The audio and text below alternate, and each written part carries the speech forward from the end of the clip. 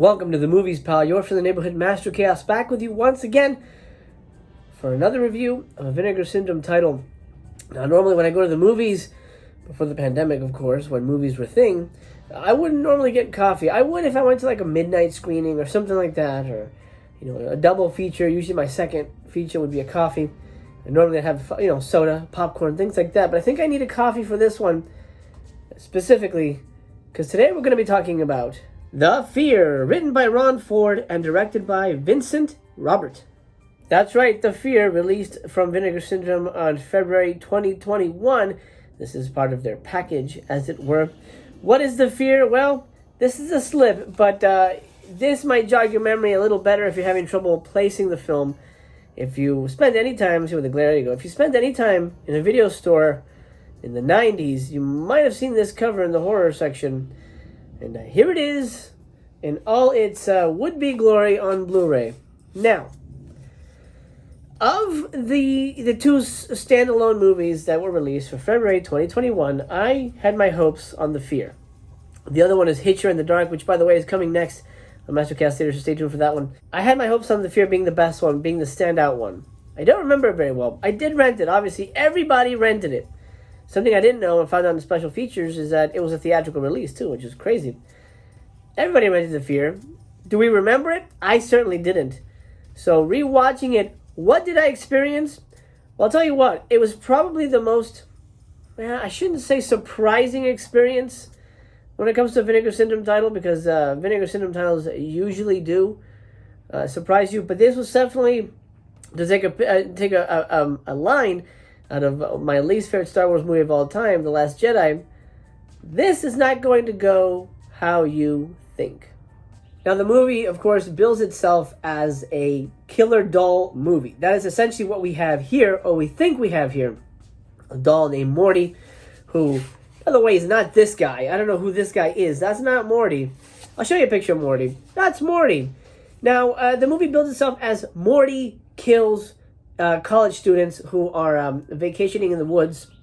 The premise, as established in the first scene, which, kudos to the screenwriter, Ron Ford, who's a friend of mine. We actually co-wrote a film together back in the day. Kudos to him. In the first scene, we've established the plot. There's a guy. He's a psychology student. He wants to take his friends up into a cabin to do a fear study on them. Okay, fine, cool. By the way, the movie's not really about fear. Not really. Kind of, but not how you think it is. Anyway, he goes up to this cabin with a whole bunch of friends, and they all want to party and get laid, and he's like, oh no, tell me about your fears. And they find Morty. Morty was a wooden dummy mannequin thing. It's not really explained exactly what the hell it is, why it has joints.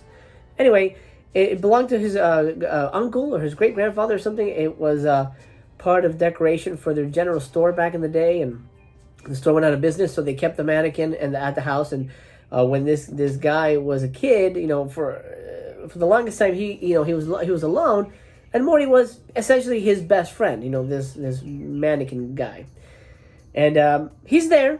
We see him. Oh wow, whoa, what a creepy doll. Oh cool, but here's the shocker. Here's the shocker that's probably going to decide whether you pick this up or not. Are you ready for this? I wasn't, but I was okay with the movie for a little bit until I realized I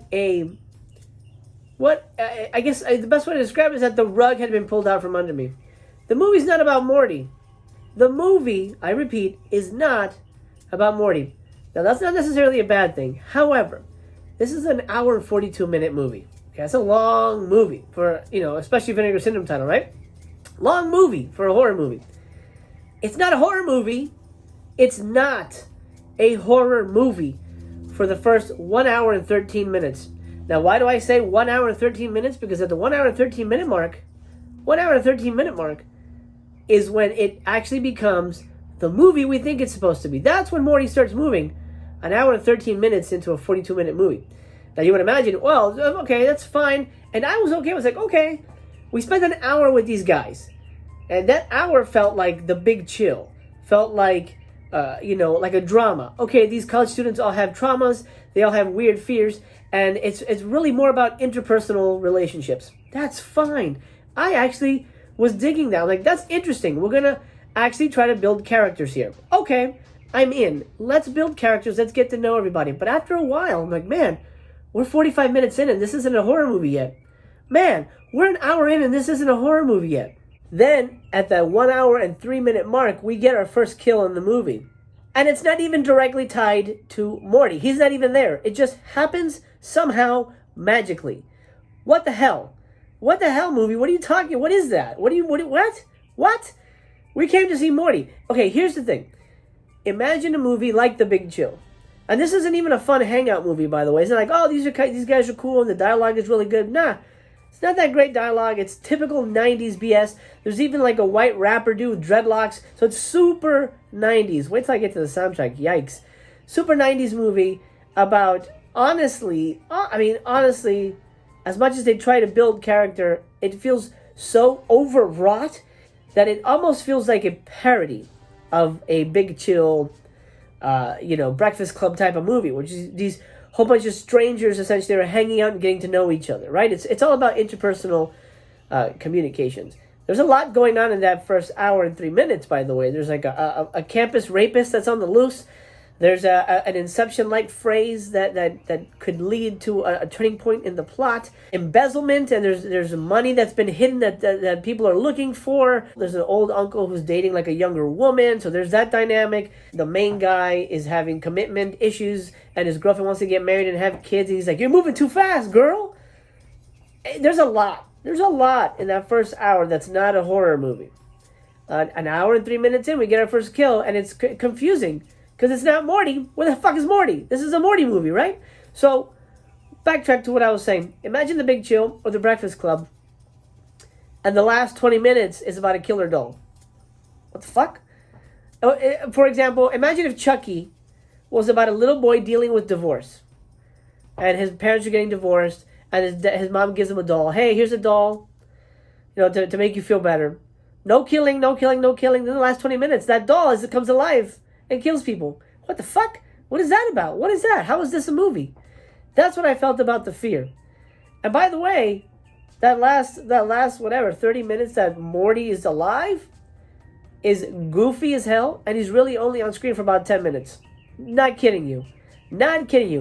Might actually be less than 10 minutes. I might be being really honest or gracious with that 10 minutes, because it's very light screen time. And it's very different from seeing this obviously magical, I don't know what the fuck he is, totem creature guy, mannequin, come to life and use magic. He's used magic. We've seen him use magic because he pops up here and there in different scenes doing nothing, just like jump scares. Like, how the fuck did he get there? Who knows? But he's obviously a magical creature. So you see this magical thing, which by the way is not explained why he's magic. He's just all of a sudden, I'm alive and I'm going to kill you for some reason. You guys aren't even that bad, but I'm going to kill you for some reason. Because movie.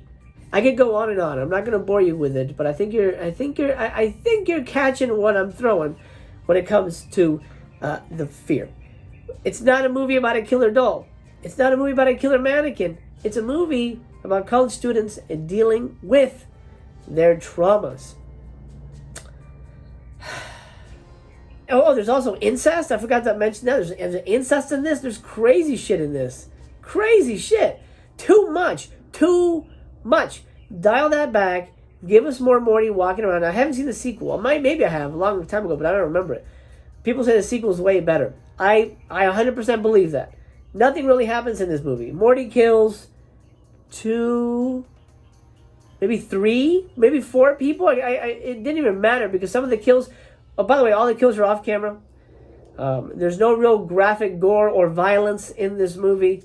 It's all just people running around, and the juxtaposition of this silent, stoic dummy just sitting there. By the way, he has 100% human eyes. I don't know how you can't see this thing and not see Robin Williams, Bicentennial Man. Even that had robot eyes. But here, this guy has human eyes. That's alive. That is 100% alive. Don't tell me that fucking thing is not alive. It's got human eyes. But the juxtaposition of seeing this stoic statue come to life and run around the woods goofily like Pinocchio is so dumb and undercuts the fear, the scary moments in this movie. Is it a scary movie? No. Will you be scared watching this? 100% no. Will you be entertained? That's debatable. If you have nostalgia for this title, which I thought I did, But boy, this is a shit-ass, poor script. I'm sorry, Ron, if you're watching, but this is... Cut back on that character stuff, man. Cut 20 minutes out of the movie and give us a lean and mean mannequin come-to-life movie. That's what I wanted, but that's not what I got. And by the way, the ending, I'm not going to spoil it here, but the ending is resolved in such a piss-poor way. Such a cheap and awful way.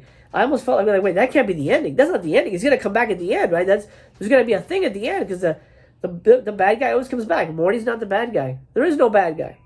Morty's just... I don't even know what the fuck it is. The way it's solved is so dumb and so off-putting that I instantly took it out of my player, put it in the thing, and I contacted a friend and say, hey, I'm selling the Fear. Do you want it? I'm not keeping this one. This one's going to move real fast out of my collection because I don't think I'll ever rewatch it. Now, what are the special features? Let's find out. This little ditty named Jack and Diane has an audio commentary with the director, an audio commentary with the producer, and a 15-minute documentary, which I only briefly scanned through, but I honestly was not very interested in the making of the movie. But I did find out that it was theatrical, which is interesting. Now, let me talk about what I hated the most about the movie. That's the soundtrack. Talk about the worst soundtrack ever. Now, people on the forums have been talking about how much they love the soundtrack. That's great. I'm happy. Again, this is my opinion. Obviously, all reviews are an opinion. But the soundtrack on this is so bad because it's 90s generic rap music, and it is the worst bottom-of-the-barrel rap ever. And it's constant. It's like on a loop. One song ends, and it feels like another one starts up. Oh, yeah, look at my hoes. Oh, yeah. Like that kind of like generic stuff. Like, oh, no, man. And Morty gets a rap. Buried alive in the pine box is my deepest fear. Morty's coming, Morty's coming, Morty's coming, Morty's coming, Morty's coming, Morty!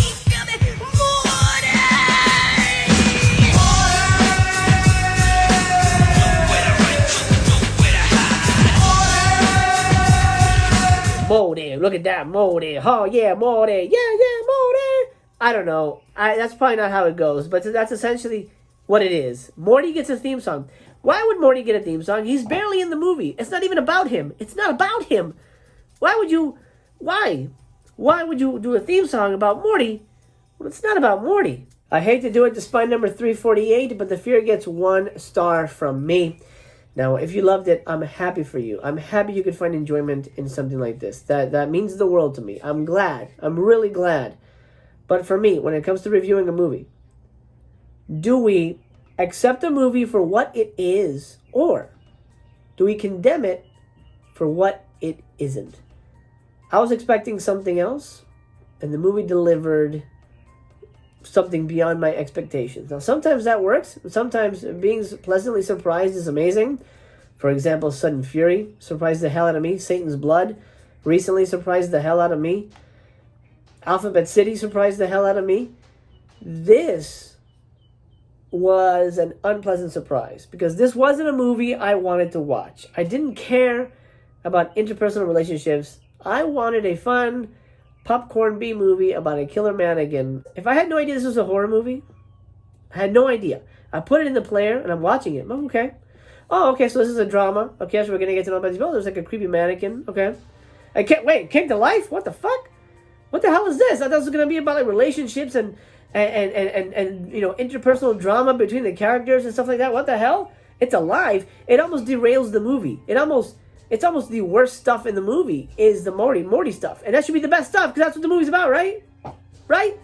By the way, Wes Craven is in the movie. He's an actor in it. He bookends the movie.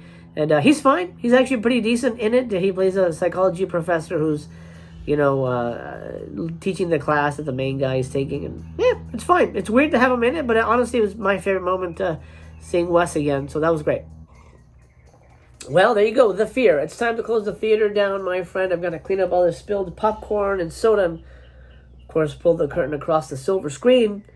So, let me know down in the comments, did you like The Fear? Do you own The Fear? Are you planning on getting it? Did I change your mind? I'm curious. I really want to know. If you love it, please let me know in the comments because I want to know your take on it because that's such an important part of this whole thing. This is a conversation. Let's chat. Let's continue the conversation in the comments. I'd love to hear if you're a big fan, if you love the rap music, awesome. Let me know about it. Let me know why maybe I should, give it a second appraisal. I would love to know. And if you agree with me, great. Let me know as well. Give me a thumbs up before you leave. And if you're new here, please consider subscribing. Mastercast comes at you daily with your daily dose of movie love. And I love you. just the way you are. So, theater remains closed until next time. I love you. Take care of yourself. Master Chaos remains to be continued.